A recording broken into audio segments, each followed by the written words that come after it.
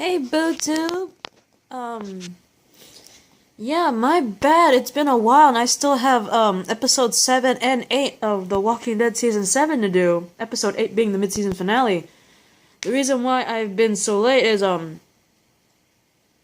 just a lot of stuff happening. Like yesterday was my boyfriend's birthday. Sunday I was out with my dad's side of the family because my uncle/godfather wanted to treat me and my younger cousins to, a Christmas gift movie, you know what I mean? And so a lot of things were happening, and it just totally, I know, can you see it? Like, I've been trying to angle this so you can actually see it. There you go. Anyway, yeah, my buddy for the day. My dog's right there. Odie, come here. Come here to mama. Come here. Come here. You come here? Can you sit down? Good boy. Anyway, see, you get my dog and my Pikachu. Hi. Yeah, he just bathed, so he's shaking like crazy. My poor baby. But anyway, this is my reaction rant to The Walking Dead Season 7, Episode 7, titled Sing Me a Song. Let's get to it. From what I remember, because keep this in mind, this episode premiered, like, December 5th. It's like January 4th. I'm almost like an entire month off. It's so horrible. Anyway, from what I remember, I remember seeing Michonne walking down like what looks like a single lane road by herself, and she's whistling. And apparently the whistling is attracting some walkers, and I think she's doing that on purpose, because she doesn't seem to mind the fact that walkers are following her. And while she's attracting the walkers, she manages to kill 2 of them that she lured in and seemingly drags their bodies off screen. And I'm like, okay, so Michonne has a plan that involves walkers, hence why she's whistling to attract them, right? And we also see Rick and Aaron. From what I remember, Rick and Aaron went out to get on a supply run for the Saviors, and apparently they were sleeping in what looks like a box truck. Hi. Hello, my dear. It's candy. No, not for you. But anyway, they emerge from the box truck, and Aaron notices something. He's like, we didn't see that last night. So apparently, and they're looking at something on the road. I'm guessing is the road. And apparently, whatever Aaron sees, and that Rick sees also, apparently was not there when they arrived at that box truck last night. So someone was around while they were sleeping, or maybe someone's following them. Just saying. But anyway, hang on. We see 2 saviors walking in the back of the cargo truck. Remember, I believe this is the very same cargo truck that we saw Jesus and Carl. This is the very same cargo truck that we saw Jesus and Carl hiding in the back of. So it makes me wonder, if these 2 saviors are sitting in the back of this cargo truck, where did Jesus and Carl go? You know what I mean? Or how did these 2 get into the back of the cargo truck without even noticing Jesus or Carl? If they're still on that truck, right?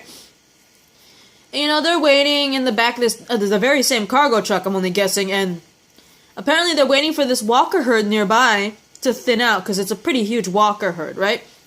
And once the herd is gone, they get back inside the truck and start, continuing on to Negan's compound. Again, like I said, I believe it's the same cargo truck that both Jesus and Carl are hiding in, because they emerge from their hiding spots. I don't know how those 2 saviors didn't see them, but they emerge from their hiding spots in the back of the cargo truck, and we see Jesus pouring something on the ground behind the truck, apparently leaving a trail, and we find out that it's actually syrup, right? And he proposes to Carl, to jump out of the moving truck and just follow them by foot from now on. And Carl's like, he's hesitant, but then, he asks Jesus, I've never done that before. Can you show me how it's done first, and I'll just follow your lead, right? I had a feeling that wasn't the reason why Carl was hesitant to go out. In my mind, I think Carl is trying to get rid of Jesus, right? And I was actually proven right, because the moment Jesus leaps out, he looks back to see Carl jumped out. He just sees Carl in the back of the cargo truck just waving goodbye from the truck and realizes, I just got played, right? And I'm like, yeah, you did!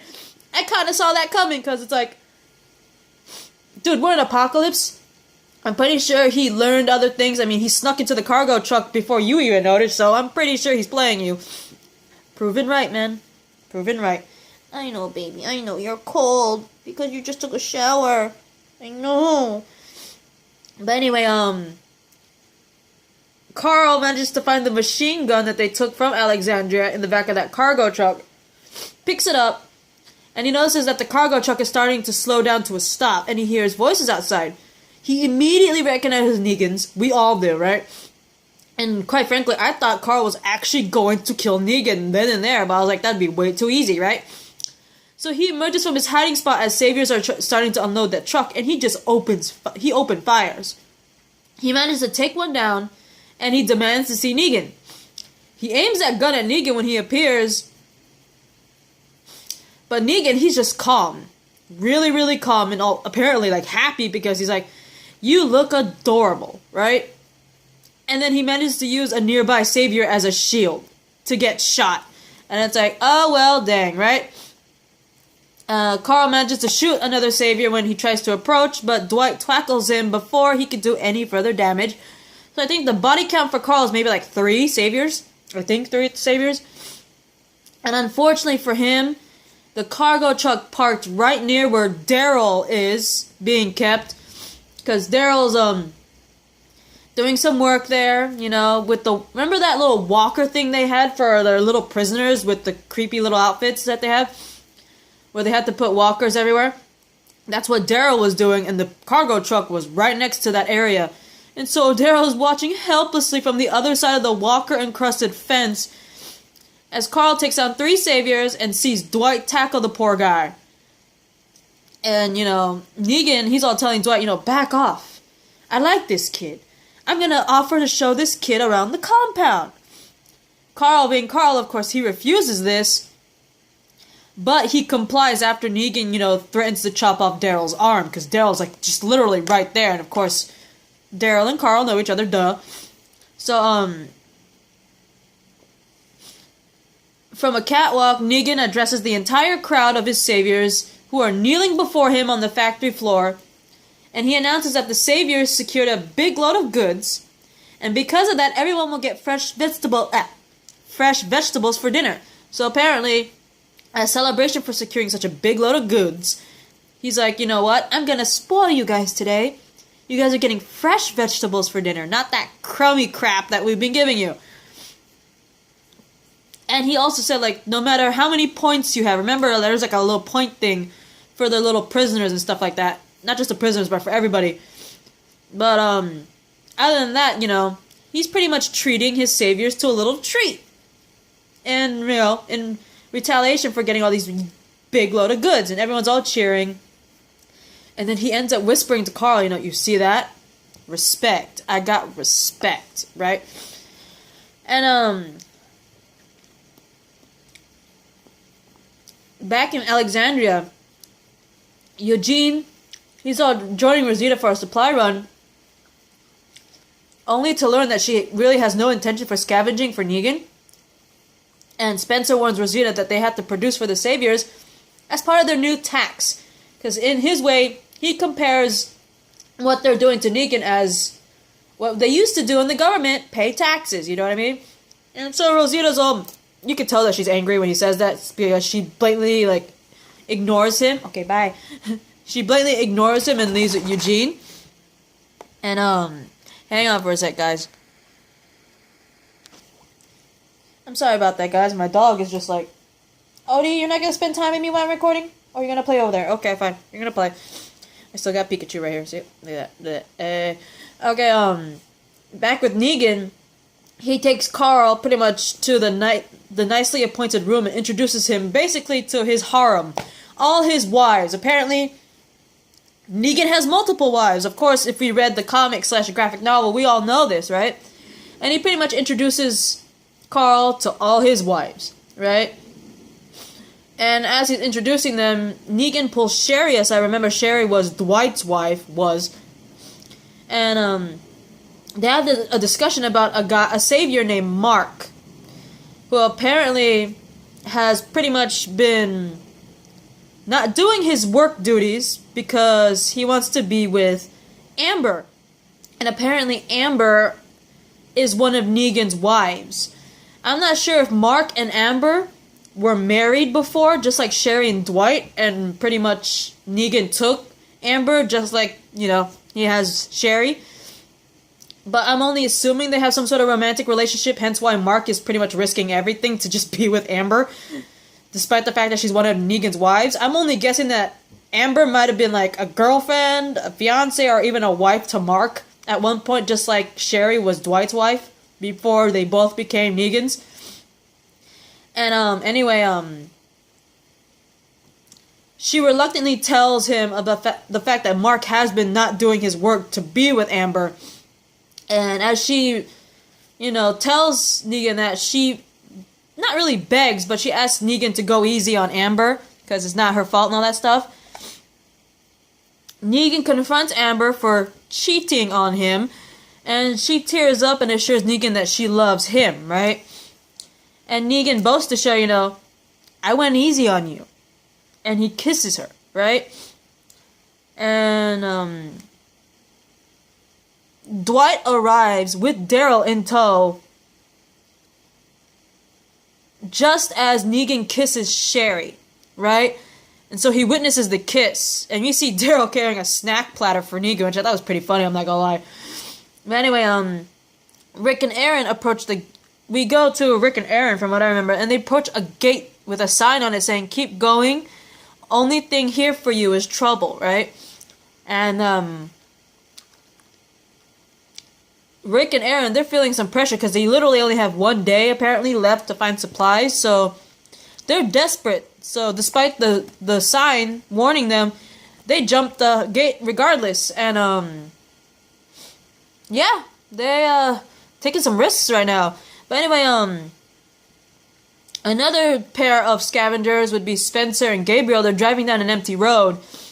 And, you know, Spencer is complaining that Rick is a bad leader, and he admits that he hopes Rick doesn't make it back from his supply run. As for Gabriel, you know, he reaffirms his belief in Rick. He really believes in Rick and calls Spencer a tremendous shit and literally walks back. He gets out of the car and walks back to Alexandria, and I was like, Gabriel, I didn't like you before because I thought you were a pansy. But the fact that you have so much faith in Rick and literally called Spencer tremendous shit, best shit I've ever heard. Hang on for a sec, guys. My bad, guys. One, I had to check on my dog, and two, it's starting to get freakishly dark in here. Mainly because it's been raining the past couple of days, and it still is. Anyway, Spencer, he manages to get out of the car because he hears a walker nearby and runs into the woods. And apparently he finds a walker which apparently is stuck in what looks like a hunter tree stand.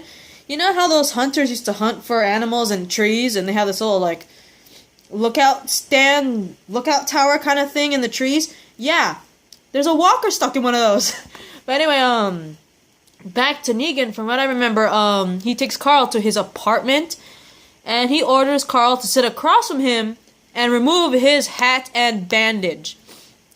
And as, you know, Carl's eye socket, which is, like, all scarred and stuff, is revealed, he's like, that is disgusting, and all that stuff, and I forgot what else he said, but I remember for a fact he said that is disgusting, and poor Carl, who's usually so strong, he is utterly humiliated by that factor, and he starts actually legitly crying. And what surprised me was the fact that Negan actually looks like he felt bad for making Carl cry, and actually apologized for hurting his feelings, and I was like, this is interesting. Negan actually has a heart. But anyway, we see, apparently a savior named Fat Joey who stops by Negan's apartment to give him back Lucille because apparently Negan left Lucille by the cargo truck after all that stuff with, Carl that happened. And Negan tells Carl that his eye socket thing is rad as hell, from what I remember, and advises Carl to just leave the bandage off so no one will ever mess with him. You know, it's all gnarly and stuff. No one's gonna mess with you when they see their gnarly little eye socket, right? And then he ends up ordering Carl to sing him a song, hence why the title Sing Me a Song. And,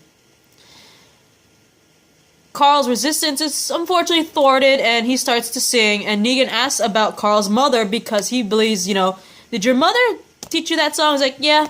And he asks about the mom, and Carl explains to Negan that he had to kill his mother to prevent her from turning. But anyway, I am running out of time, and I'll see you in the part 2 video. Bye, BooTube.